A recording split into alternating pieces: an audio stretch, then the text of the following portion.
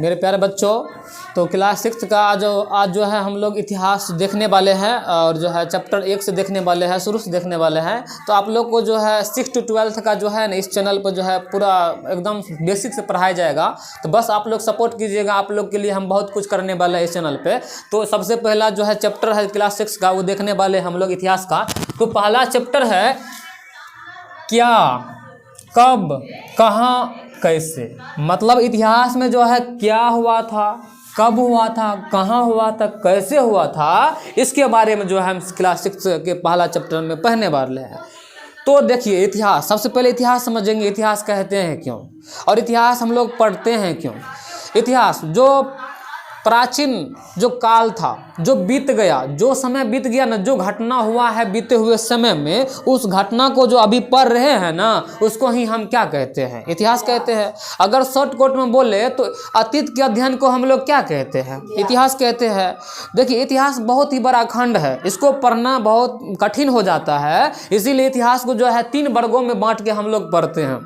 और 3 वर्ग है, पहला प्रागैतिहासिक काल है, दूसरा आद्य ऐतिहासिक काल है और तीसरा जो है ऐतिहासिक काल है। तो सबसे पहले देखिए ये जो क्लास 6 का जो एनसीईआरटी बुक है, इसमें जो पहला यहाँ पे जो शुरू से पढ़ेंगे ना, क्लास 6 जो है ये प्राचीन इतिहास है, ठीक है। उसके बाद 7th में मध्यकालीन इतिहास, 8th में आधुनिक इतिहास, ऐसे करके हम लोग पढ़ने वाले हैं। तो आप लोग बस बेसिक से सबसे पहले तो यहाँ 6 to 12 बुक पढ़ लीजिए, उसके बाद कोई बुक पढ़िएगा तब बहुत ही अच्छा से समझ में आप लोग का आएगा। इसीलिए हम लोग जो है बहुत ही बेसिक से शुरुआत करने वाले हैं। क्लास 6 से जो है हम लोग एनसीईआरटी बुक पढ़ने वाले हैं। तो आप लोग जो है बहुत ही ध्यान से सुनिएगा। चलो रे, तो सबसे पहले देखो यहाँ पे जो चैप्टर है क्या, कब, कहाँ, कैसे, तो इसको हम बहुत ही बेसिक से पढ़ेंगे आज।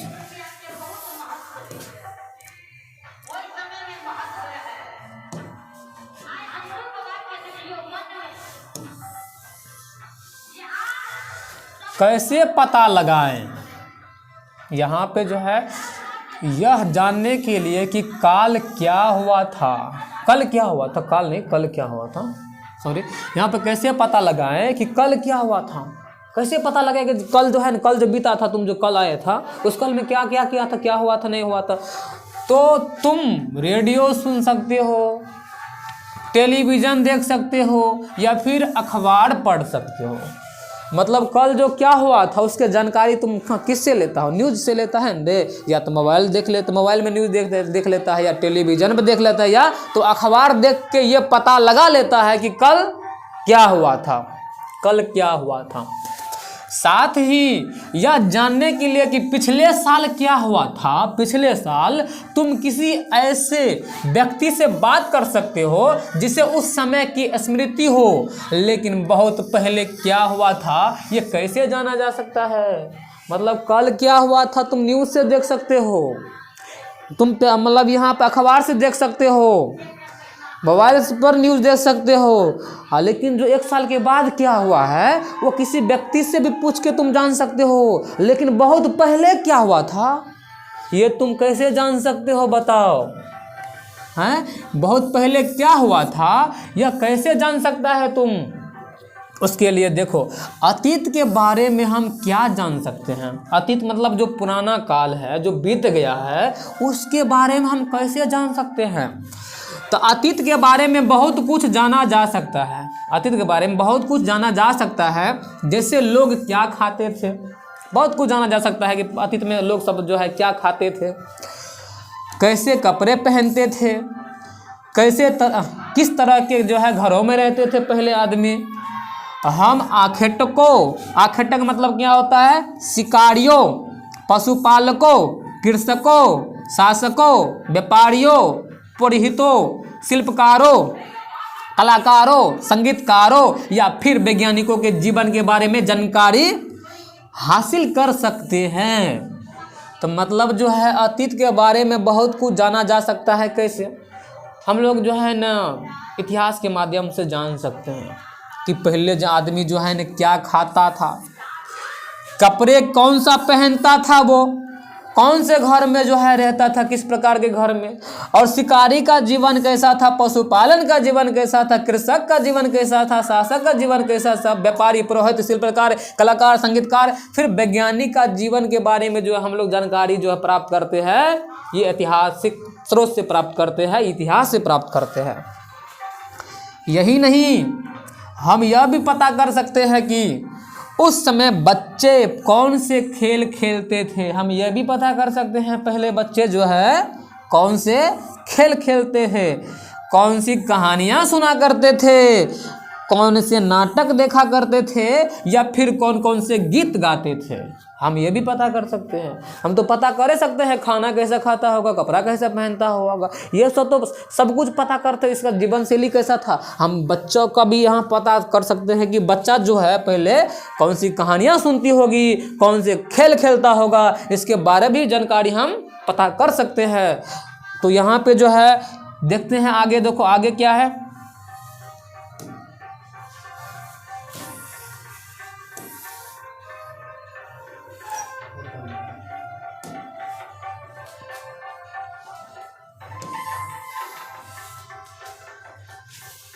लोग कहाँ रहते थे, देखो सबसे पहले उसमें हम देखे थे लोग कहाँ रहते थे, क्या खाते हैं, क्या पहनते हैं, उसके बारे में थोड़ा बहुत यहाँ पे पढ़ते हुए जाते हैं। तो लोग क्या मतलब लोग कहाँ रहते थे, तो मानचित्र 1 में, यहाँ पे जो मानचित्र 1 यहाँ पे नहीं दिया हुआ है, तो मानचित्र 1 पृष्ठ नंबर 2 में नर्मदा नदी का पता लगाओ। कई लाख वर्ष पहले से लोग इस नदी के तट पर रह रहे हैं। यहाँ रहने वाले आरंभिक लोगों में से कुछ कुशल संग्राहक थे जो आसपास के जंगलों की विशाल संपदा से परिचित थे। अपने भोजन के लिए वे जड़ों, फलों तथा जंगल के अन्य उत्पादकों का यहीं से संग्रह किया करते थे। वे जानवरों का आखेटक मतलब शिकार भी करते थे। मतलब अगर तुम चित्र के माध्यम से समझेगा तो देखो, ये जो नर्मदा नदी है, और नर्मदा नदी में जो कई लाख वर्ष पहले नर्मदा नदी के किनारे पर जो लोग बसता था, जो लोग नर्मदा नदी के तट पे बसता था, उसके बगल में तो आरंभिक जो लोग वहाँ का था वो कुशल संग्राहक थे। क्या थे? वो कुशल संग्राहक थे जो आसपास के जंगलों में जाकर विशाल संपदा से परिचित थे वो, और वो अपने भोजन के लिए जो पेड़ पौधा के जड़ होता है, फल होता है, और जंगल से जितना भी अन्न उत्पादक होता है उसको क्या करते थे वो लोग? संग्रह करने का काम करते थे। क्या करने का काम करते थे? संग्रह करने का काम करते थे। और वे जानवरों का आखेटक भी करते थे, मतलब जानवर का शिकार भी करते थे। तो यहाँ पे कह सकते हैं कि पहला जो मानव होता था, पहले जो नर्मदा नदी घाटी का जो बगल में रहता था, वो तो जो पेड़ पौधा से जो प्राप्त होता है वो भी संग्रह करके रखता था, खाता था, पीता था। लेकिन जो जानवर था उसका भी शिकार करके उसका भी मांस खाने का काम करता था। यहाँ पे कह सकते हैं कि पहला का जो आरंभिक मानव था वो मांसाहारी और जो है शाकाहारी दोनों था, मतलब सर्वाहारी था।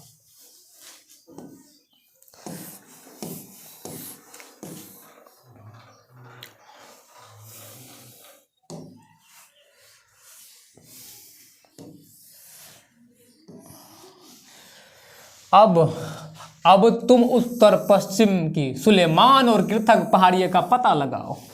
अगर तुम देखेगा, सबसे पहला फसल जो उगाया गया था जौ और गेहूँ, ये जो सबसे पहला फसल जो उगाया गया था वो 2 पहाड़ियों के बीच में उगाया गया था। वो 2 पहाड़ी कौन कौन सा था? वो 2 पहाड़ी था सुलेमान और कृथक। सुलेमान और कृथक पहाड़ी के बीच में जो है सबसे पहला फसल जौ और गेहूँ उगाया गया था। मानव जो है सबसे पहला मानव द्वारा जो उपजाया गया फसल था ना, वो मेहरगढ़ में था। जो मेहरगढ़ कहाँ पड़ता है? पाकिस्तान के बलूचिस्तान जिला में। और ये जो है कौन सी पहाड़ी के बीच में उगाया गया था? सुलेमान और कृथक। तो उसके उस पहाड़ी के बारे में थोड़ा पता लगाते हैं। इस यहाँ पे देखो, यहाँ पे जो चित्र है, इस चित्र के माध्यम से, इसी चित्र में कुछ ऐसे स्थान है जहाँ लगभग 8000 वर्ष पूर्व स्त्री पुरुषों ने सबसे पहले गेहूं तथा जौ जैसे फसलों को उपजाना आरंभ किया। मतलब ये जो तुम शहर या भी देख रहा है, यहाँ पे जो है ना इस क्षेत्र में जो लगभग 8000 वर्ष पहले, जो 8000 वर्ष पहले ही जो स्त्री पुरुष था वो दोनों मिलके जो है ना सबसे पहला जो फसल उगाया था वो कौन सा फसल उगाया था? जौ और मतलब गेहूं और जौ, गेहूं और जौ, गेहूं और जौ उगाया था। ठीक है, तो उन्होंने भेड़ हो गया, बकरी और गाय बैल जैसे पशुओं को भी पालतू बनाना शुरू कर दिया था। जब फसल जो है वो उगाना शुरू किया तो पशुपालन भी करने लगा। पशुपालन में जो था वो भेड़ पालता था, बकरी पालता था और गाय बैल पालने मतलब यहाँ पे पशुओं का पालतू बनाने का काम करता था। लोग गांवों में रहते थे। उत्तर पूर्व में गोरो तथा मध्य भारत में विंध्य पहाड़ियों का पता लगाओ। यहाँ पे जो कहता था ना, जो पहले का जो मानव था वो कहाँ रहते थे? गाँव, मतलब यहाँ पे जो देखे ना गिरथक पहाड़ी, सुलेमान पहाड़ी, यहाँ का जो जहाँ फसल उगाने वाला जितना भी जो मानव था वो कहाँ पे रहते थे? गाँव में ही रहते थे। कहाँ रहते थे? ये कुछ अन्य ऐसे क्षेत्रों थे जहाँ कृषि का विकास हुआ। जहाँ सबसे पहले चावल उपजाया गया वे स्थान विंध्य के उत्तर में स्थित हैं। तो यहाँ पे जो देखें ये सब जो 8000 वर्ष पहले ही जो है कृषि जो फसल उगाया गया था गिरथक और सुलेमान पहाड़ी के बीच में, और ये चावल का जो साक्ष्य मिला है ये विंध्य के उत्तर में स्थित है। जो विंध्य जगह है ना उसके उत्तर में जो है चावल का साक्ष्य मिला है, जो कि कोहलदीवा में जो है ना चावल का साक्ष्य मिला है, जो कि यहाँ पे चित्र के माध्यम से यहाँ पे समझाया गया है कहाँ से क्या सब मिला है। देखो ये है अपना भारत, अखंड भारत। ये अखंड भारत का अगर देखें तो यहाँ पे बगल में काबुल नदी है, यहीं पे है देखो सुलेमान और गिरथक पहाड़ी है ना, है यहाँ पर समझना। अभी जो पढ़े हैं उसके चित्र के माध्यम से उसको समझते हैं हम लोग। तो चित्र के माध्यम से जो है इस जो कहानी बताएं उसको समझते हैं। तो अभी बताए थे कि जो पहला फसल उगाया गया वो कौन से पहाड़ी के बीच में? दो पहाड़ी, हाँ, सुलेमान और गिरथक पहाड़ी के बीच में उगाया गया। ये पहाड़ी के बीच में जो है ना सबसे पहला फसल गेहूं और जौ उगाया गया था। और यहाँ पे जो नदी बह रही है, कौन सी नदी? काबुल नदी बह रही है। यहाँ पे देख रहा है, यहाँ पे जो सिंधु नदी जो है यहाँ पे जो है जब यहाँ बह रहा है, उसके बाद झेलम नदी, चेनाब नदी, रावी नदी, साब नदी, ब्यास नदी, सारा नदी जो है यहाँ पे जो है ना दिखा रहा है, जो कि यहाँ पे जो है, हाँ। और यहाँ पे देखो ये राजस्थान के बगल में जो थार रेगिस्तान है ना, ये राजस्थान में ना सबसे बड़ा रेगिस्तान जो है थार रेगिस्तान कहाँ पे है? राजस्थान में, जो कि भारत में पड़ता है। यहाँ पे सारा नदी यहाँ पे दिखाया गया है, कहाँ कहाँ कौन सी नदी, कहाँ कहाँ कौन सी पहाड़ियाँ हैं, ये सब जो है। ये नीचे में जो है बंगाल की खाड़ी, इधर अरब सागर है ना, उसके बाद जो है इधर जो है यहाँ पे जो है सब चित्र के माध्यम से दिखाया गया है। हाँ देखो आगे जो है देखने वाले हैं हम लोग।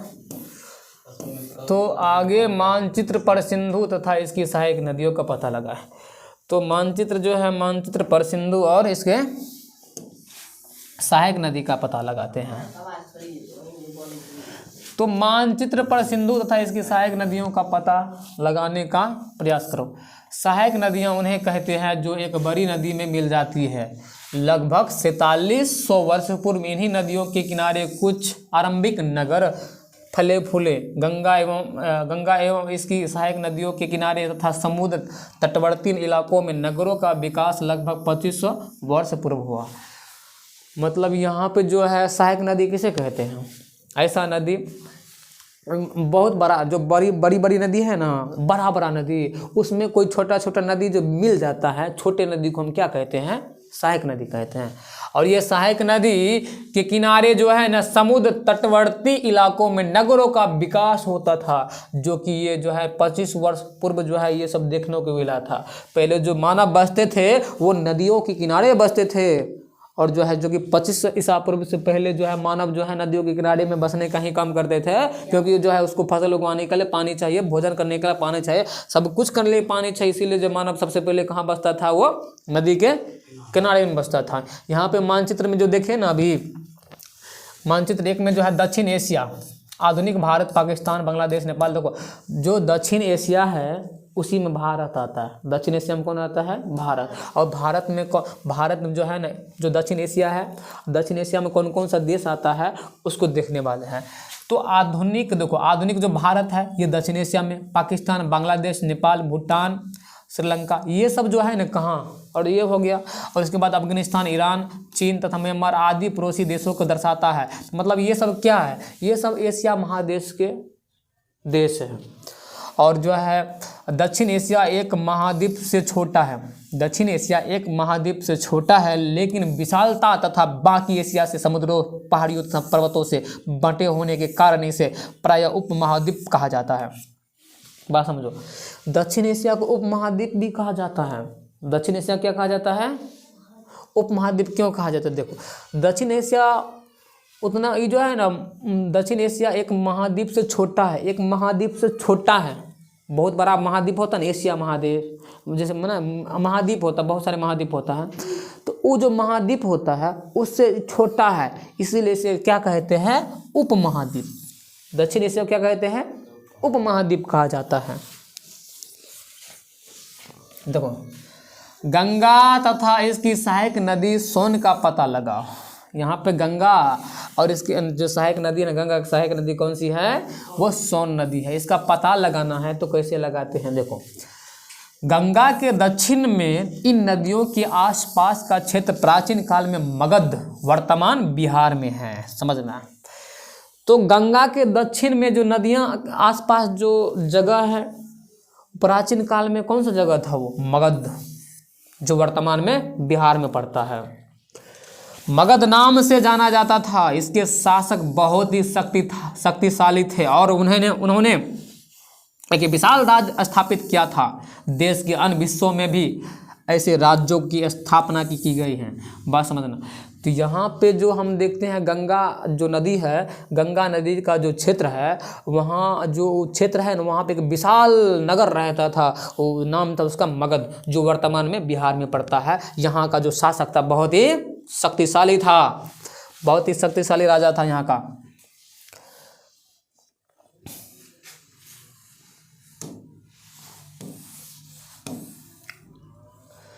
यहाँ का राजा जो था ना मगध का, बहुत ही शक्तिशाली था, जो कि उसका नाम था क्या? चंद्रगुप्त मौर्य।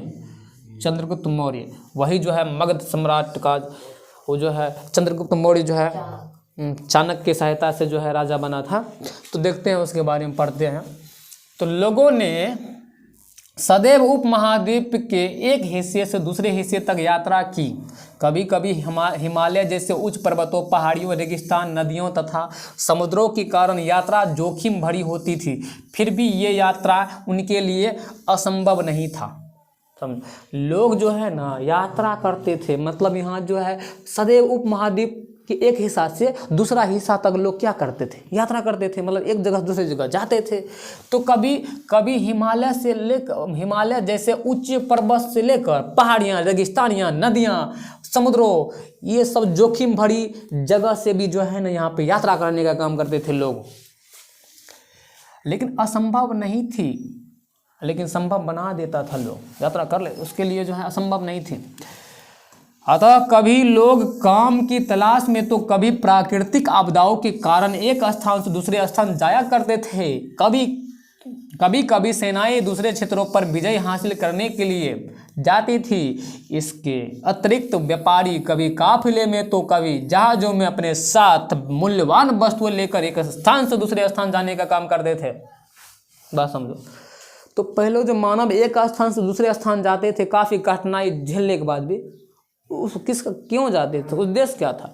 उसका उद्देश्य ये होता था, या तो उसका प्राकृतिक आपदा कोई आ गया वहाँ जगह पे, मतलब बाढ़ आ गया, जो सुखाड़ आ गया, वहाँ से भागना पड़ा, या व्यापार करने के लिए, या एक सेना जो है अपने विजय अभियान करने के लिए एक स्थान से दूसरे स्थान जाने का काम करते थे।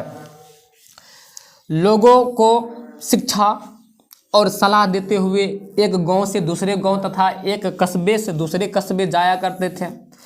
मतलब लोगों को शिक्षा और सलाह देने के लिए जो है एक गांव से दूसरे गांव या एक कस्बे से दूसरे कस्बे जो है जाया करते थे। कुछ लोग नए और रोचक स्थानों को खोजने की चाह में उत्सुकतावश भी यात्रा किया करते थे। इन सभी यात्राओं से लोगों को एक दूसरे के विचारों को जानने का अवसर मिला।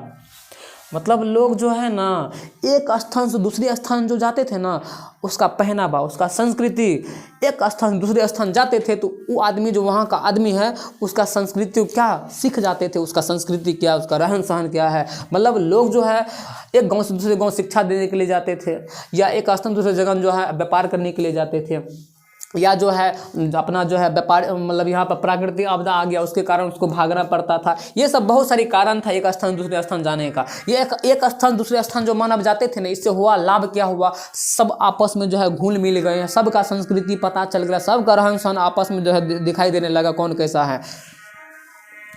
अब जो है हम लोग आगे पढ़ने वाले हैं, आगे जो पढ़ने वाले, आज लोग यात्राएं क्यों करते हैं।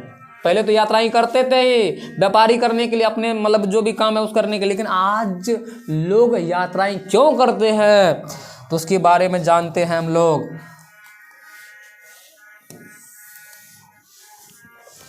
आज लोग यात्राएं क्यों करते हैं, एक बार फिर से मानचित्र एक को देखो। पहाड़ियां, पर्वत, समुद्र इस उपमहाद्वीप की प्राकृतिक सीमा का निर्माण करते हैं। एक बार और देखेगा ना मानचित्र, जो देखे थे अभी तुरंत, उसमें देखेगा तो पहाड़ियां, पर्वत, समुद्र उपमहाद्वीप प्राकृतिक सीमा का क्या करते हैं, ये निर्माण करने का काम करते हैं। हालांकि लोगों के लिए इन सीमाओं को पार करना आसान नहीं था। जिन्होंने ऐसा चाहा वे ऐसा कर सके, वे पर्वतों की ऊंचाई को छू सके तथा गहरे समुद्रों को पार कर सके। उपमहाद्वीप के बाहर से भी कुछ लोग यहाँ आए और यहीं बस गए। लोगों के इस आवागमन ने हमारी संस्कृति परंपराओं को समृद्ध बनाया। तो समझो, तो यहाँ पे जो मानचित्र एक में देखता है कि वहाँ पे बहुत बड़ा बड़ा पहाड़ियाँ था, पर्वत था, समुद्र था और प्राकृतिक उप महाद्वीप की प्राकृतिक सीमा का निर्माण करते थे सब मिलकर। लेकिन फिर भी वहाँ का लोग जो है ना उस सीमाओं को आसानी से, हालांकि लोगों इस सीमा को आसानी से पार कर सकता था, नहीं कर सकता था, लेकिन फिर भी गहरे समुद्र हो, गहरे खाई हो, कैसा भी पहाड़ हो, कैसा भी कुछ हो, वहाँ का लोग जो है एक स्थान दूसरे स्थान चले जाते थे। वहाँ पर बस भी जाते थे, अपने संस्कृति और मतलब अपने परंपराओं को वहाँ पे जाके अपने संस्कृति को सिखाते थे, सब शिक्षा देते थे। और वहाँ पे जो एक स्थान दूसरे जगह जाते थे ना, वहाँ का लोग भी समृद्ध बन जाता था इससे सीख के।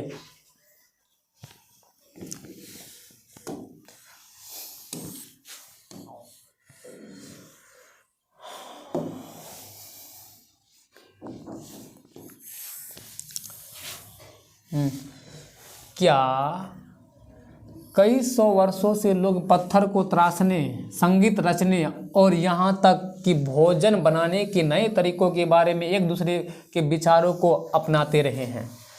मतलब कई वर्षों से लोग पत्थर के तराशने, जो पत्थर को तराशता था, पत्थर को तराश के नया नया बर्तन सब बनाता था, तो पत्थर को तराशने के लिए सीखता था सभी एक दूसरे से, संगीत रचने के लिए सीखता था, यहाँ तक कि भोजन बनाने के लिए तरीके के बारे में एक दूसरे से विचार प्रकट करते थे, एक दूसरे से सीखने का काम करते थे। एक स्थान दूसरे स्थान जो है सीखने के लिए जाते थे। पहले सुनता था कि यहाँ भारत का लोग जो है इंग्लैंड जाते हैं पढ़ने के लिए, क्योंकि जानता था वहाँ से नई संस्कृति, नई चीज़ों का अध्ययन करके आएंगे और यहाँ पे जो भारत में जो है उस चीज़ को जो है आगे बढ़ाने का काम करेंगे। तो देश के नाम, तो यहाँ पे आगे पढ़ने वाले हैं देश के नाम के बारे में। तो समझना, यहाँ पे देश के नाम के बारे में पढ़ने वाले हैं। देखिए, ये क्लास 6 का जो एनसीईआरटी बुक है बहुत ही बेसिक से दिया हुआ है, यहाँ पे बहुत ही शुरू से दिया हुआ है। यहाँ पर अगर हम लोग क्लास 6 को पढ़ते हैं ना एकदम जो है, तब क्लास 7 पढ़ेंगे, 8 पढ़ेंगे, 9th पढ़ेंगे, 10th 12th ऐसे करके पढ़ लेंगे तो हमारा जो बहुत ही बेसिक्स है बहुत ही मजबूत हो जाएगा। चाहे कोई भी एग्जाम हो, मतलब कम्पिटिटिव एग्जाम में कोई भी एग्जाम हो, सारा एग्जाम निकल लेगा, बीपीएससी हो, यूपीएससी हो, सारा एग्जाम निकल लेगा। इसीलिए सबसे पहले जो है एनसीईआरटी कवर कीजिए। एनसीईआरटी कवर करने के बाद तब जो है आप ऑब्जेक्टिव सब सेट सब लगाइए। सबसे पहले ये बुक आपको पढ़ना ही पड़ेगा कोई भी एग्जाम हो, क्योंकि जो आजकल जो क्वेश्चन का जो सेट होता है ना, वो सब जो है एनसीईआरटी बुक से ही सेट करने का काम करता है। इसीलिए आप लोग जो है एनसीईआरटी पर ही ध्यान दीजिए, फोकस कीजिए। अगर एनसीईआरटी आपका कवर हो जाता है तो आगे कोई दिक्कत होने वाला नहीं है। तो इसीलिए जो अभी पढ़ा रहे हैं बहुत ही बेसिक्स पढ़ा रहे आप लोग अच्छा से सुनिए, समझिए और जो है इसको अपने दिमाग में रखिए। देश के नाम, अपने देश के लिए हम प्रायः, यहाँ पे अपने हैं, अपने देश के लिए हम प्रायः इंडिया तथा भारत जैसे नामों का प्रयोग करते हैं ना। अपने देश के लिए दो, जो संविधान में लिखा हुआ ना, अपने देश के नाम 2 नाम है। पहला क्या है? पहला भारत है, दूसरा इंडिया है। इंडिया शब्द इंडस से निकाला गया है। देखो इंडस एक नदी था, ठीक है, इंडस नदी से जो है न कौन सा इंडिया नाम जो है, इंडिया शब्द पड़ा है, जिसे संस्कृत में सिंधु कहा जाता है।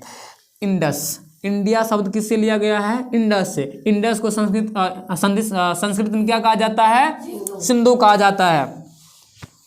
आपने एटलस में ईरान और यूनान का पता लगाओ। लगभग 25 वर्ष पूर्व उत्तर पश्चिम की ओर से आने वाले ईरानियों और यूनानियों ने सिंधु को हिंदुस अथवा इंदुस और इसी नदी के पूर्व में स्थित भूमि प्रदेश को इंडिया कहा। तो मतलब यहाँ पे समझना 2500 वर्ष पूर्व जो है ना, जो भारत में जो उत्तर पश्चिम से जो आया था, कौन कौन आया था? ईरानी आया था और यूनानी जो भारत आया था ना, वो यूनानी जो है ना सिंधु को क्या कहते थे? तो सिंधु को हिंदूस अथवा इंदोस कहते थे। मतलब सिंधु को जो है वो लोग बोलते थे हिंदोस या इंदोस, और इस नदी के पूर्व में स्थित भूमि जो प्रदेश था उसका नाम क्या दे दिया वो लोग? इंडिया। तो ये जो इंडिया नाम पड़ा है ये कौन दिया है? ये जो है ईरानी और यूनानी जो है देने का काम किया है इंडिया नाम। ये जो है प्रचलित कर दिया था इंडिया नाम, ईरानी और यूनानी मिलके। तो भारत नाम का प्रयोग उत्तर पश्चिम में रहने वाले लोगों के एक समूह के लिए किया जाता था। देखो ये जो भारत है ना, यहाँ पे जो देखे हैं जो भारत देखो भारत का अभी जो नाम है इंडिया का भारत, तो पहले एक कबीला का नाम था भरत, जो कि कबीला किधर रहता था? भारत के उत्तर पश्चिम में। उत्तर पश्चिम में जो कबीला रहता था ना, वो कबीला का नाम था भरत। वही भरत के नाम पे जो है ना हमारा देश का नाम पड़ गया क्या? भारत। क्या पड़ गया? भारत। इस समूह का उल्लेख संस्कृत की आरंभिक लगभग 3500 वर्ष पुरानी कृति ऋग्वेद में भी मिलता है। बाद में इसका प्रयोग देश के लिए होने लगा। तो ये जो हम भरत जो कबीला देख रहे हैं, इसके बारे में 3500 ईसा पूर्व पुरानी ये उल्लेखनीय मतलब यहाँ पर नाम है, जो कि ऋग्वेद में भी इसका जो है चर्चा मिलता है। समझ ले? तो भारत के नाम, भारत जो कबीला है जो उत्तर पश्चिम में मिलता, तो उसके नाम से ही भारत जो है नाम पड़ा है। तो इंडिया नाम जो है पड़ा है, समझ गया ना। उत्तर पश्चिम से कौन आया था? उत्तर पश्चिम से जो ईरानी और यूनानी आया था, वही जो है ना सिंधु को क्या कहते थे? हिंदोस या इंदोस कहते थे। और जो है जो इंदोस के जो पूरब में जो भूमि प्रदेश था उसको वो क्या कहते थे? इंडिया कहने का काम करते थे। उसी दिन से भारत का नाम जो कि इंग्लिश में जो नाम है उस क्या पड़ गया था? इंडिया पड़ गया था। तो अतीत के बारे में कैसे जाने? आप जानेंगे जो है ना थोड़ा वो अतीत के बारे में कैसे समझेंगे, समझना यहाँ पे। तो अतीत के बारे में कैसे हम लोग जो है जान पाते हैं, कैसे जानते हैं या कैसे जानेंगे, उसके बारे में अभी पढ़ने वाले हैं। देखो यहाँ पे पांडुलिपि एक पृष्ठ है, तो यहाँ पे बाद में पढ़ेंगे, पहले इसको पढ़ लेते हैं। ये पांडुलिपि है, ये जो देख रहा है पांडुलिपि। तो पांडुलिपि किसे कहते हैं? पांडुलिपि जो है जो गाछ का छाल नहीं होता था रे, वहीं पे जो लिख देता था उसको जो है न कहते थे पांडुलिपि। क्या कहते थे? पांडुलिपि कहते थे। तो अतीत के बारे में कैसे जाने? पुराना जो काल था जो बीत गया उसके बारे में कैसे जाने? तो अतीत की जानकारी हम कई तरह से प्राप्त कर सकते हैं। इनमें से एक तरीका अतीत में लिखी गई पुस्तकों को ढूंढना और पढ़ना है। तो मतलब हम जो है ना कई तरीका से जो है अतीत के बारे में जान सकते हैं। वो पहला तरीका क्या है? वो पहला तरीका हम पुस्तक से माध्यम से हम ढूंढ और पढ़ के जो है पता लगा सकते हैं कि अतीत में पहले क्या होता होगा। ये पुस्तक हाथ से लिखी होने के कारण पांडुलिपि कही जाती है। अंग्रेजी में पांडुलिपि के लिए प्रयुक्त होने वाला जो शब्द है वो मेन्यूस्क्रिप्ट शब्द लैटिन शब्द से मेनू, जिसका अर्थ हाथ है। बात समझना, ये जो पांडुलिपि से जो हम लोग जो बुक है ना पांडुलिपि जो पहले लिखा जाता था हाथ से, तो हाथ से लिखा हुआ जो पत्र होता था ना उसको क्या कहते थे? पांडुलिपि कहते थे। ये पांडुलिपि जो है ना अंग्रेजी भाषा में जो है ना इसका जो शब्द होता था उसको कहते थे मेन्यूस्क्रिप्ट। क्या कहते थे? मेन्यू स्क्रिप्ट कर रहे थे। और लेटिन शब्द मेनू से बना है। ये जो मेन्यू स्क्रिप्ट है ना, ये लेटिन शब्द मेनू से बना है। मेनू का अर्थ क्या होता है? हाथ। ये मेनू का अर्थ क्या होता है? हाथ होता है, हाथ से निकला है। ये पांडुलिपियां प्रायः तारपत्रों अथवा हिमालय क्षेत्र में उगने वाले भूर्ज नामक पेड़ की छाल से विशेष तरीके से तैयार भोजपत्र पर लिखी मिलती है। बात समझना, यहाँ पे जो पांडुलिपियां बनाई जाती थी ना, ये जो तारपत्र होते थे, ये तारपत्र कहाँ मिलते थे? ये हिमालय क्षेत्र में मिलने का काम करते थे। ये जो है ना, कौन से पेड़ थे? वो भूर्ज नामक पेड़ थे। भूर्ज नामक पेड़ के छाल से जो है क्या बनाया जाता था? भोजपत्र बनाया जाता था। भोजपत्र किसे कहते हैं? वही पांडुलिपि पे कहते हैं। भोजपत्र पर जो है जब लिख देता था ना हाथ से, उसको ही क्या कहते थे? पांडुलिपि कहते थे। हाँ, तो बताओ ये जो है ना भोजपत्र जो है कौन से पेड़ के बनाए जाते थे? भूर्ज। ये भूर्ज पेड़ कहाँ मिलते थे? हिमालय मिलने का काम करते थे। और ये जो भोज पेड़ पर अगर मतलब उसको भोज पेड़ जो है भोजपत्र तैयार करते थे, भोज पेड़ से भोजपत्र तैयार करते थे। अगर वहीं पर अगर हाथ से लिख देता था तो उसे क्या कहते थे? पांडुलिपि कहने का काम करते थे। यहाँ पे देखो वही बात यहाँ पे दिया हुआ है, समझना। यहाँ पे यह पांडुलिपि लगभग 1000 वर्ष पहले लिखी गई थी। किताब बनाने के लिए तार के पत्तों को काटकर उनके अलग अलग हिस्सों को एक साथ बांध दिया जाता था।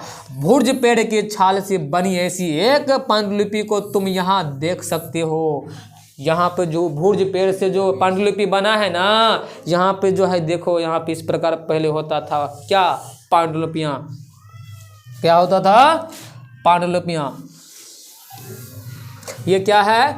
ये अतीत में जो पांडुलिपि पे लिखा जाता था ना, ये कौन से पेड़ के छाल होते थे? ये हाँ, इस पे लिखता था। इसको क्या कहते थे हम लोग? भोजपत्र कहते थे। लेकिन यहाँ पे कहाँ आ गए हैं? तो ये आ गए हैं हम लोग, झाला बंद करो। हाँ चलो आ गए हम लोग। तो माछी भी परेशान करने का काम करता है यहाँ पे, तो कोई दिक्कत नहीं है। माछी भाई अपना काम कर रहा है, हम अपना काम कर रहे हैं।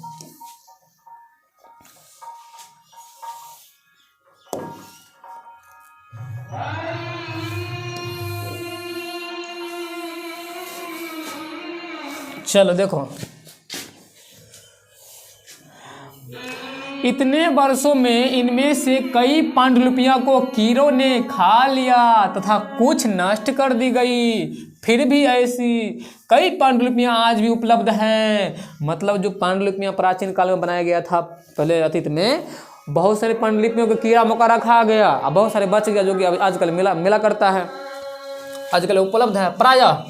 प्रायः ये पांडुलिपियां मंदिरों और विहारों में प्राप्त होती है। इन पुस्तकों में धार्मिक मान्यताओं एवं व्यवहारों, राजाओं के जीवन, औषधियां तथा विज्ञान आदि सभी प्रकार के विषयों की चर्चा मिलती है। समझना यहाँ पर।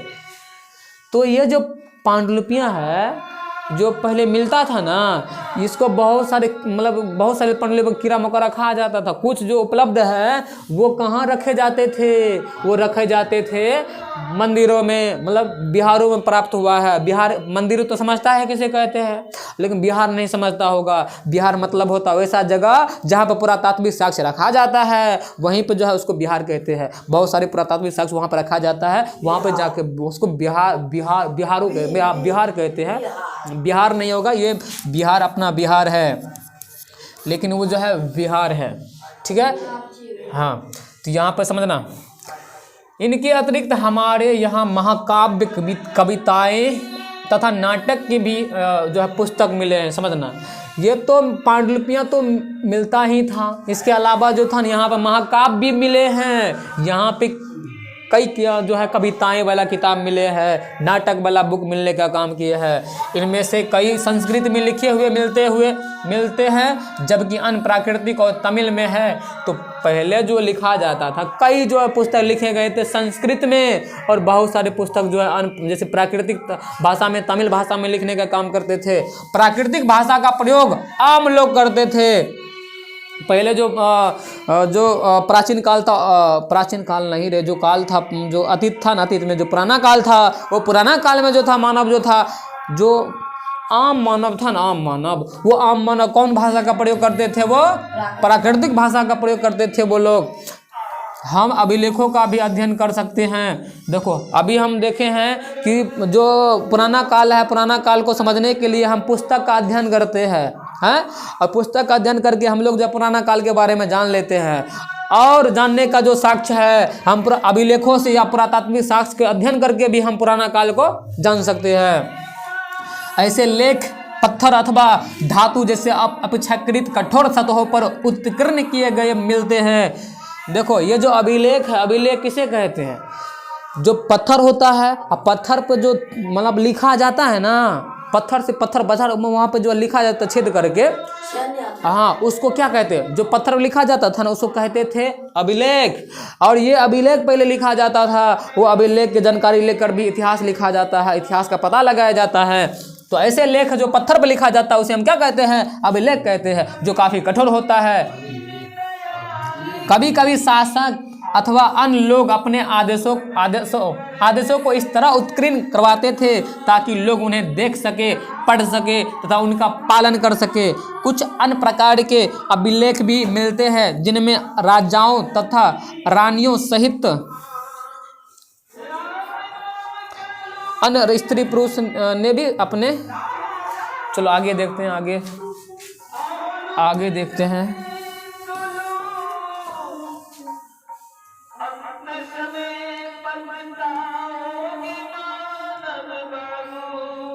रानियों तथा सहित अन्य स्त्री पुरुष ने भी अपने कार्यों के वितरण उत्कीर्ण करवाए हैं। देखो पहले होता था क्या, जो अभिलेख होते थे ना, जो राजा महाराजा होते थे अपने कार्य को पालन करने के लिए, अपने शौर्य पराक्रम को दिखाने के लिए लोग अपना क्या बनाते थे? अभिलेख लगा देते थे। देखो अभिलेख में हम ये किए, वो किए, फलाना चीज, ये सब लिख कर वहाँ पर दे दिया जाता था। और यहाँ पे जो रानियाँ होती थी, जो स्त्री पुरुष होते थे, वो अपने कार्य का विवरण भी जो है ना इसी माध्यम से करते थे, मतलब अभिलेख के माध्यम से करने का काम करते थे। उदाहरण के लिए प्रायः शासक लड़ाइयों में अर्जित विजयों का लेखा जोखा रखा करते थे। जो शासक पहले लड़ाई होता था ना, जो लड़ाई में जो अभिलेख तैयार होते थे उसका लेखा जोखा जो अभिलेख से ही मतलब उसको लिख कर तैयार किया जाता था। यहाँ पे देखो क्या है लिखा हुआ, देखते हैं। लगभग 2250 वर्ष पुराना यह अभिलेख वर्तमान अफगानिस्तान के कंधार से प्राप्त हुआ है। ये जो अभिलेख देख रहा है यहाँ पे, ये जो है 2250 वर्ष पुराना ही जो है न मिला, जो कि अफगानिस्तान में जो है न, अफगानिस्तान जो वर्तमान में है वहाँ कंधार से प्राप्त हुआ था। यह अभिलेख अशोक नामक शासक के आदेश पर उत्कीर्ण करवाया गया था। इस शासक के विषय में तुम अध्याय 8 में पढ़ोगे। जब हम कुछ लिखते हैं तब हम किसी लिपि का प्रयोग करते हैं। लिपियां अक्षरों अथवा संकेतों से बनी होती है। जब हम कुछ बोलते अथवा पढ़ते हैं तब हम यह एक भाषा का प्रयोग करते हैं। यह अभिलेख इस क्षेत्र में प्रयुक्त होने वाले यूनानी तथा आरामाइक नामक 2 भिन्न लिपियों तथा भाषाओं में है। तो ये जो तुम अभी देख रहा है अभिलेख, ये अभिलेख जो प्राप्त हुआ है ये वर्तमान जो है अफगानिस्तान के कंधार से प्राप्त हुआ है। कब प्राप्त हुआ था? ये 2250 वर्ष पहले जो है ये प्राप्त हुआ था। ठीक है, जो कि पहले जो था ना, जो अध्याय 8 में इसके बारे में हम लोग पढ़ने वाले हैं, अच्छा से पढ़ेंगे। जो शासक सब ये सब अपने लिए बनाता था अभिलेख।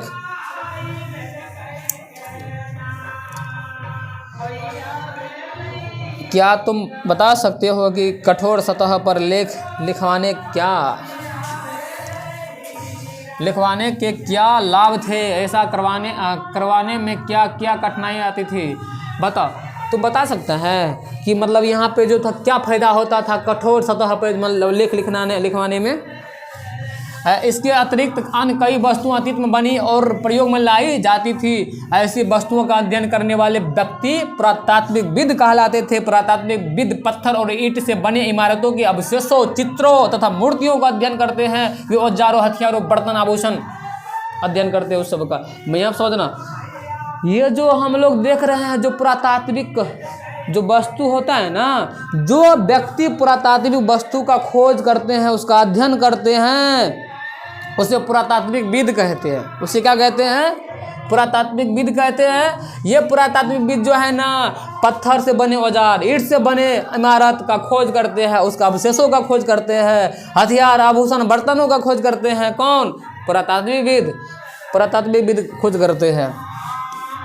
यहाँ पे देख सकता है, यहाँ पे जो दिया हुआ है मन का सब घड़ा सब, इसके बारे में ये सब क्या है, पुरातात्विक साक्ष्य है। ये सब क्या है, और जो इसका खोज करता है ना उसको पुरातात्विकविद कहते हैं। उसको क्या कहते हैं, पुरातात्विकविद कहते हैं। बाएं एक प्राचीन नगर से प्राप्त पात्र, इस तरह के पात्रों का प्रयोग 4700 वर्ष पूर्व होता था। दाएं एक पुराना चांदी का सिक्का, इस तरह के सिक्कों का प्रयोग 2500 वर्ष पूर्व होता था। हमारे द्वारा आज प्रयोग में आने वाले सिक्कों से यह सिक्का कैसे भिन्न है। तो समझो, इधर जो तुम देख रहा है, ये जो पात्र देख रहा है, इसका प्रयोग जो होता था वो 47 वर्ष पहले होता था इसका प्रयोग। और इधर जो चांदी का तुम सिक्का देख रहा है, इसका प्रयोग 2500 वर्ष पुराना होता था।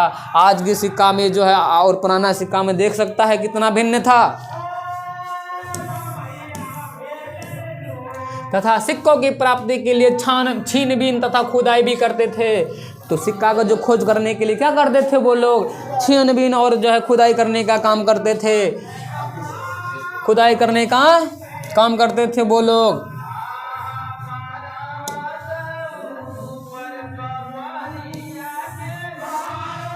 समझ, कुछ वस्तुएं पत्थर, पक्की मिट्टी तथा कुछ धातु की बनी हो सकती थी। जो कुछ वस्तुएं मिलते थे ना, वो जो है मिट्टी का बना होता था, वो धातु का बना होता था, वो पत्थर का बना होता था वो वस्तु, ठीक है ना। जैसे तत्व कठोर तथा जल्दी नष्ट ना होने वाले होते हैं। ये जो मतलब तत्व होते थे जल्दी नष्ट, मतलब ज़्यादा कठोर होते, जल्दी नष्ट नहीं होते थे ये सब सामान। पुरातात्विकविद जानवरों, चिड़ियों तथा मछलियों की हड्डियों भी ढूंढते थे। मतलब पुरातात्विकविद जो था ना, जानवर, चिड़िया, मछली का हड्डी भी ढूंढने का काम करते थे। इससे उन्हें यह जानने में भी मदद मिलती है कि अतीत में लोग क्या खाते थे। वनस्पतियों के मतलब यहाँ देखो, समझो ये बात को, पुरातात्विक जो है जानवर हो गया, चिड़िया हो गया, मछली की हड्डी का भी खोज करते थे। इससे क्या पता चलता था, इससे ये पता चलता था कि मानव पहले जो था ना, मानव जो था पहले जो है ना, क्या सब खाते थे उसके बारे में पता चलता था। वनस्पति के अवशेष बहुत मुश्किल से बच पाते हैं। यदि अन्न के दाने अथवा लकड़ी के टुकड़े जल जाते हैं तो वे जले हुए रूप में बचे रहते हैं। मतलब जो यहाँ पे जो अवशेष, वनस्पति का अवशेष है ना, वो काफ़ी मुश्किल में ही बच पाते हैं। जो जल जाते हैं, अन्न सब जल गया था, वो सब बच के मिल जाता है थोड़ा बहुत। क्या पुरातात्विकविदों को बहुधा कपड़ों का अवशेष मिलते होंगे? मतलब लोग सब पहले रहता होगा तो बहुधा कपड़ा मिलते हुए पुरातात्विकविद को। तो उसके बारे में पढ़ते हैं। पांडुलिपियों, अभिलेखों तथा पुरातात्विक से ज्ञात जानकारियों के लिए इतिहासकार प्रायः स्रोत शब्द का प्रयोग करते हैं। इतिहासकार उन्हें कहते हैं जो अतीत का अध्ययन करते हैं। इतिहासकार किसे कहते हैं? जो अतीतों का अध्ययन करते हैं, जो पुराना काल का अध्ययन करते हैं, उसे हम क्या कहते हैं? इतिहासकार कहते हैं। उसे हम क्या कहते हैं? इतिहासकार कहते हैं। स्रोत के प्राप्त होते ही अतीत के बारे में पढ़ना बहुत रोचक हो जाता है। स्रोत के प्राप्त होते ही अतीत का बारे में अध्ययन जो है बहुत ही रोचक हो जाता है, क्योंकि इन स्रोतों की सहायता से हम धीरे धीरे अतीत का पुनर्निर्माण करते जाते हैं। अतः इतिहासकार तथा पुरातात्विकविद उन जासूसों की तरह है जो इन सभी स्रोतों का प्रयोग सुराग के रूप में कर अतीत को जानने का प्रयास करते हैं। तो मतलब इतिहासकार क्या करते हैं? इतिहासकार जो है अतीत का अध्ययन करते हैं और अतीत के बारे में पढ़ना बहुत रोचक हो जाता है। उसका जो है बहुत ही अच्छा जानकारी हासिल करके स्रोतों को सहायता से पूरी तरह धीरे धीरे अतीत के बारे में पूरा अपना अनुमान लगा के जो है ना, वो इतिहासकार जो है या पुरातात्विकविद अपने जासूसों की तरह जो है अपने स्रोतों का प्रयोग करके, सुरागों का प्रयोग करके अतीत को जानने का प्रयास करते हैं और इतिहासकार इतिहास लिखने का काम करते हैं। अतीत एक या अनेक, अतीत एक या अनेक के बारे में देखो पढ़ने वाले हैं हम लोग।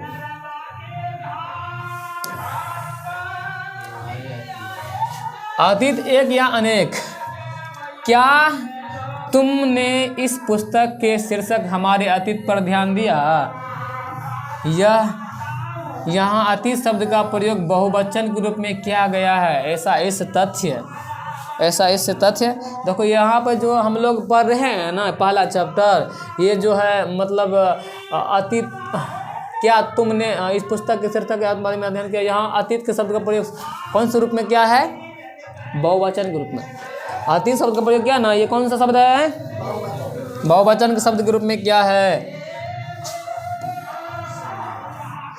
समझ रहा है रे?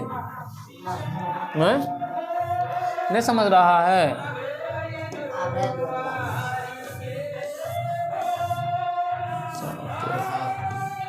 खत्म होने वाला है ये या?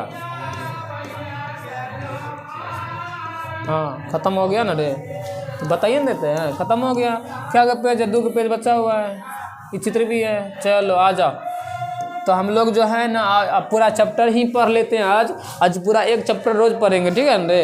अगर एक चैप्टर रोज पढ़ते हैं ऐसे करके, बहुत ही अच्छा से इतिहास चलने वाला है हम लोग का, और समझते हुए आगे बढ़ेंगे। क्या करेंगे? समझते हुए आगे बढ़ेंगे। आप लोग अच्छा से ध्यान दीजिए और इसको समझिए। अगर आप लोग एनसीईआरटी समझ जाते हैं तो आगे वाला जो भी आगे वाला क्लास 6 से क्वेश्चन बनने वाला है सभी बनेगा तुम लोग से, ठीक है ना? चलो आ जाओ यहाँ पे। अब हम लोग आगे देखने वाले, कहाँ तक देख चुके थे? हाँ यहाँ से देखने वाले हम लोग, वहाँ तक पढ़ लिए थे हम लोग। चलो आगे देखते हैं, आगे क्या है।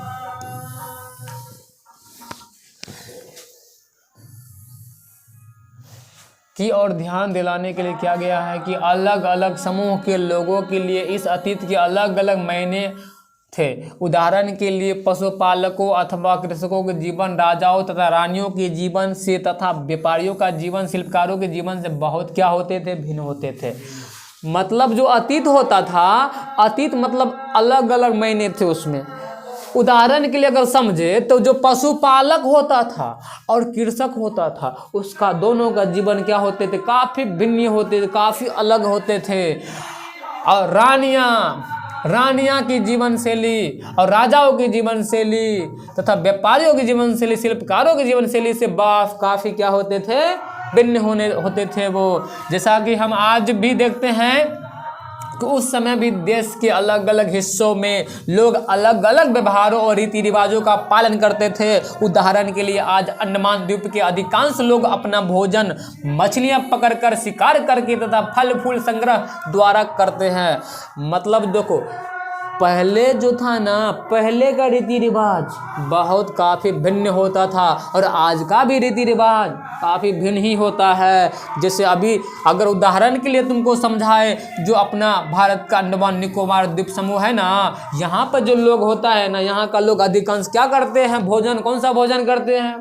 तो यहाँ का अधिकांश लोग मछलियाँ पकड़ के खाते हैं, शिकार करके खाते हैं, फल फूल संग्रह करके जो है खाने का काम करता है।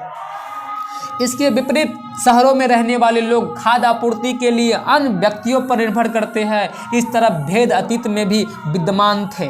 बात समझो, तो विपरीत शहरों में रहने वाले लोग खाद्य आपूर्ति के लिए अन्य व्यक्तियों पर निर्भर करते हैं। जो विपरीत शहर में लोग रहते हैं वो अन्य व्यक्तियों पर निर्भर करते हैं खास खाद्य पदार्थों के लिए। इस तरह के भेद अतीत में भी विद्यमान है। इस और अभी जो देख रहे हैं वर्तमान में अंडमान निकोबार में, ये भी अतीत में जो है देखने को मिलता था।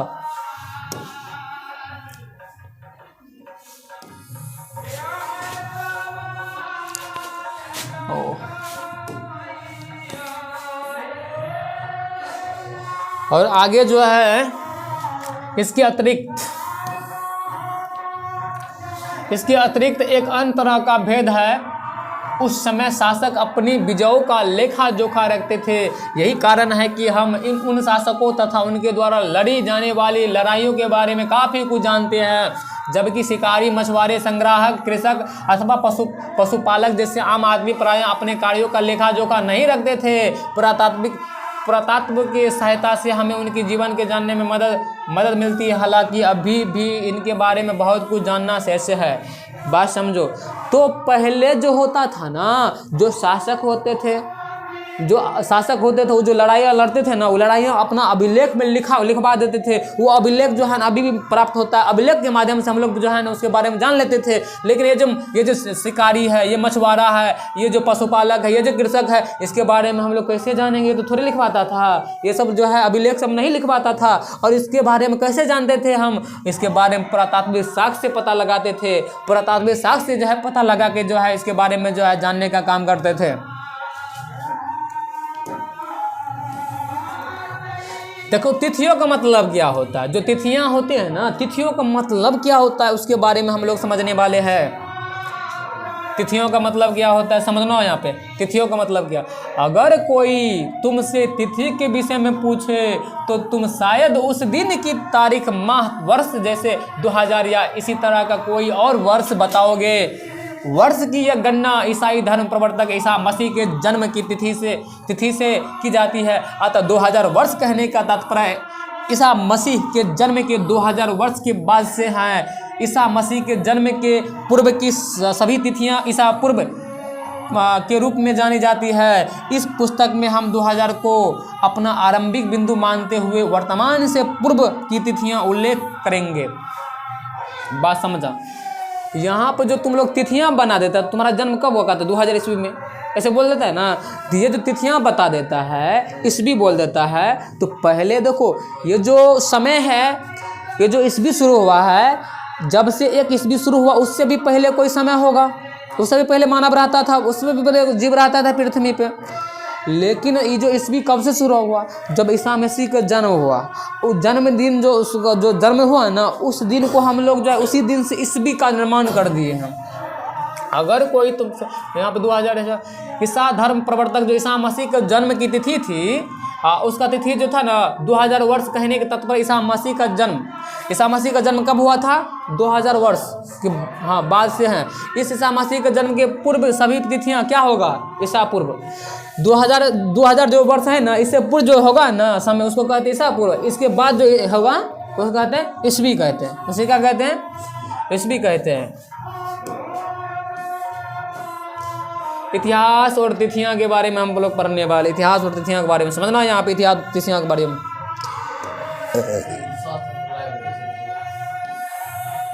इतिहास तिथियां के बारे में पढ़ने वाला। अंग्रेजी में बीसी कहते हैं ईसा पूर्व को। अंग्रेजी में जो है ईसा पूर्व को क्या कहते हैं हम लोग? बीसी कहते हैं। इसका तात्पर्य क्या होता है? बीसी मतलब होता है बिफोर क्राइस्ट। बीसी मतलब क्या होता है? बिफोर क्राइस्ट होता है। ईसा पूर्व कहते हैं हिंदी में से। कभी कभी तुम तिथियों से पहले एडी नाम सुना होगा। ये जो एडी है ये इंग्लिश में कहा जाता है ईस्वी को। ईस्वी जो है ना रे, इसको इंग्लिश में क्या कहते हैं? एडी कहा जाता है। एडी लिखा पाता है, जिसे इंग्लिश में क्या कहते हैं हम लोग? एनो डोमिनी कहते हैं। एनो डोमिनी कहते हैं। एडी का मतलब इंग्लिश में क्या कहते हैं? एनो डोमिनी कहते हैं। नामक दो लेटिन शब्दों से बना है तथा इसका तात्पर्य ईसा मसीह के जन्म के वर्ष से है। ये जो एनो डोमिनी होता है ना, इसका तात्पर्य है ईसा मसीह के जन्म के बाद वाला समय। और जो है ये जो बेसी है, ये ईसा मसीह के जन्म के पहले वाला समय। कभी कभी एडी के जगह सीई लिखा जाता है। ये कभी कभी जो है ना, ये एडी के जगह जो है क्या लिखा जाता है? सी लिखा जाता है। सी लिखा जाता है। तथा बीसी के जगह जो है, ये जो बीसी है, ये बीसी के जगह क्या लिखा जाता है? बीसी जगह जो है BCE लिखा जाता है। BCE लिखा जाता है। BCE लिखा जाता है का प्रयोग होता है। CE अक्षरों का प्रयोग कॉमन एरा में किया जाता है। ये जो सी का प्रयोग जो है कॉमन एरा अथवा BCE का प्रयोग बिफोर कॉमन एरा के लिए होता है। ये जो है ना, इसका सी का मतलब कॉमन एरा और BC का प्रयोग मतलब यहाँ पे होगा बिफोर कॉमन एरा के लिए होता है। हम इन शब्दों का प्रयोग इसलिए करते हैं क्योंकि विश्व के अधिकांश देशों में अब इस कैलेंडर का प्रयोग समान हो गया। भारत में तिथियों के इस रूप का प्रयोग लगभग 200 वर्ष पूर्व आरंभ हुआ था। भारत में जो इस जो कैलेंडर है ना, ये जो तिथि है, ये 200 वर्ष पहले ही जो है आरंभ हो गया था। कभी कभी अंग्रेजी के बीपी अक्षरों का प्रयोग होता है, जिसका तात्पर्य बिफोर प्रेजेंट, वर्तमान से पहले, मतलब बीपी का मतलब होता है क्या, बिफोर प्रेजेंट मतलब वर्तमान से पहले। यहाँ पे 2 तिथियां उनका पता लगाओ। यहाँ पे क्वेश्चन आगे है, क्वेश्चन को जो है हम लोग जो है देख लेंगे आगे। यहाँ पे कुछ लिखा हुआ है, इसको पढ़ते हैं हम लोग। देखो क्या कह रहा है यहाँ पे, अन्यंत्र के बारे में पढ़ते हैं। अन्यंत्र, जैसा कि हमने पहले पढ़ा, अभिलेख कठोर सतहों पर उत्कीर्णीय करवाए जाते हैं। इनमें से कई अभिलेख कई सौ वर्ष पूर्व लिखे गए थे। सभी अभिलेखों में लिपियों और भाषाओं का प्रयोग हुआ है। समय के साथ साथ अभिलेखों में प्रयुक्त भाषाओं तथा लिपियों में बहुत बदलाव आ चुका है। विद्वान यह कैसे जान पाते हैं कि क्या लिखा था? इसका पता अज्ञात लिपि का अर्थ निकालने का एक प्रक्रिया द्वारा लगाया जाता है। इस प्रकार से अज्ञात लिपि को जानने की एक प्रसिद्ध कहानी उत्तरी अफ्रीका देश की मिस्र से मिलती है। लगभग 5000 वर्ष पूर्व यहाँ राजा रानी रहते थे। आप पढ़ने वाले हैं थोड़ा कहानी के बारे में। तो कैसे यहाँ पे पता लगा लेते हैं कि जो लिपि में कौन सी भाषा यूज होता होगा, उसको लिपि में जो भाषा कौन सी लिपि में लिखा गया उसको कैसे पढ़ लेते थे? ये जो पढ़ लेते थे ये जो है 5000 पूर्व जो है ना, इस कहानी के माध्यम से हम लोग समझने वाले हैं। जो अफ्रीका या मिस्र जो है उत्तरी अफ्रीका या मिस्र में देखने को मिला है। तो देखो आगे क्या है।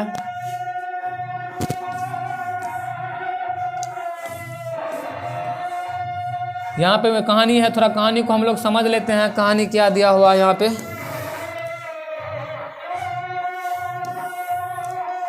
मिस्र के उत्तरी तट पर रोसट्टा नामक एक कस्बा है। देखो मिस्र जो जगह है उसकी एक रोसट्टा नामक जो जगह है वहाँ पे एक कस्बा है, एक कस्बा।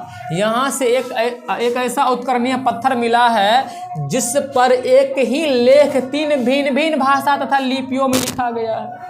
ये जो तुम देख रहा है रोसट्टा का कस्बा, जो कि कहाँ पे है, ये मिस्र में है। वहाँ पे का पत्थर मिला है और वह पत्थर पे भिन्न भिन्न लिपियों में भाषाओं में लिखा हुआ है। यूनानी भी लिखा है, मिस्र लिपि में लिखा है, 2 प्रकार की लिपियों में है ये।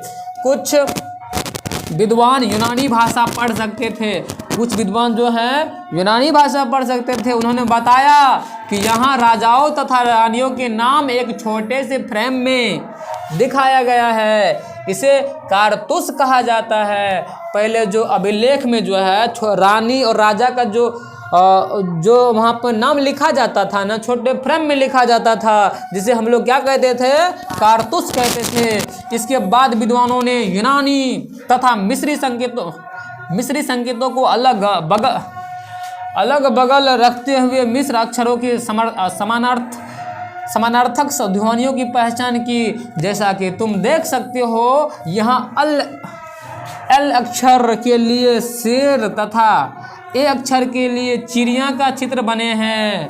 मतलब यहाँ पे जो है, यहाँ पे दिमाग लग बना लिया कि एल अक्षर मतलब क्या होता है, शेर, ए अक्षर मतलब क्या होता है, चिड़िया।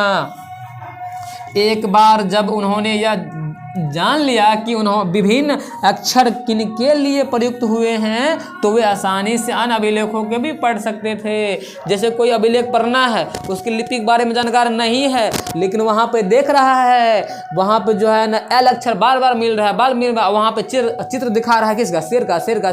समझ गया ये एल अक्षर किसके लिए है, शेर के लिए है। और यहाँ पे देखा कि बार बार यहाँ पे जो है चिड़िया के लिए देख रहे, चिड़िया बगल में दे रहा है और उसके जो है बगल में जो है कौन सा अक्षर लिख रहा है, ए अक्षर लिख रहा है। तो समझ जाता है चिड़िया के लिए है।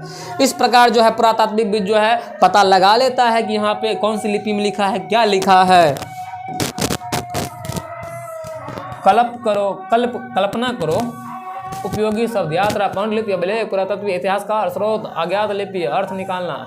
यहाँ पे सब कुछ समझना धीरे धीरे। आओ बच्चों, हमें तुम्हें सिखाएं। धरती हिंदुस्तान करे, यहाँ पे क्या लिखा हुआ है, आओ याद करें। उपयोगी शब्द देखो, यात्रा मतलब क्या होता है, एक स्थान दूसरे स्थान जाना। पांडुलिपि मतलब जो हाथ से लिखा हुआ हो। अभिलेख जो पत्थर पे लिखा हुआ हो। पुरातत्व क्या कहते हैं, जो खुदाई से प्राप्त हो उसे क्या कहते हैं, पुरातत्व। इतिहासकार किसे कहते हैं, जो अतीत के बारे में अध्ययन करता हो।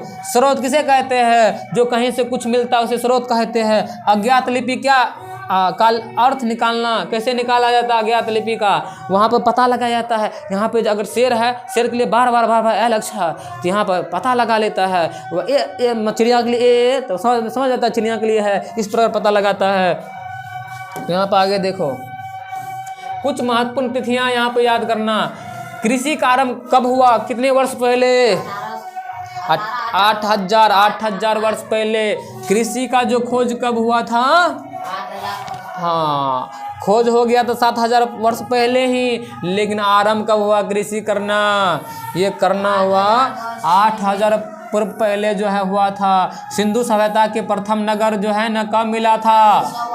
4700 वर्ष पूर्व सिंधु सभ्यता का प्रथम नगर मिला था। गंगा घाटी के नगर जो है मगध का बड़ा राज्य जो है ना 25 ईसा पूर्व में जो है प्राप्त हुआ था। हाँ, वर्तमान लगभग 2000 वर्ष पूर्व, वर्तमान में 2000 वर्ष पूर्व जो है यहाँ से पता चलता है। यहाँ पर बताना तुम लोग रे, तुम लोग निम्नलिखित सम्मिलित कर देना, बताओ सम्मिलित करो। यहाँ पे नर्मदा घाटी से बताओ, नर्मदा घाटी, नर्मदा घाटी। पहले यहाँ पे बता दो, मगध जो था ना पहला बड़ा राज था ना रे, मगध क्या था? पहला बड़ा राज था। उसके बाद बताना यहाँ पे, हाँ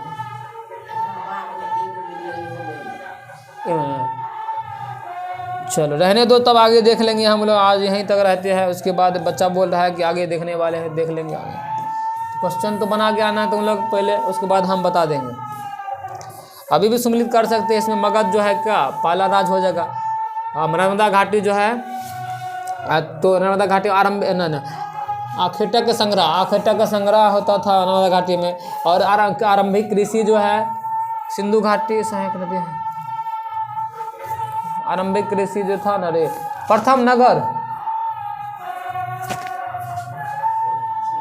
मगध था ना रे, तो रोक दो उसको। प्रथम नगर कौन सा था?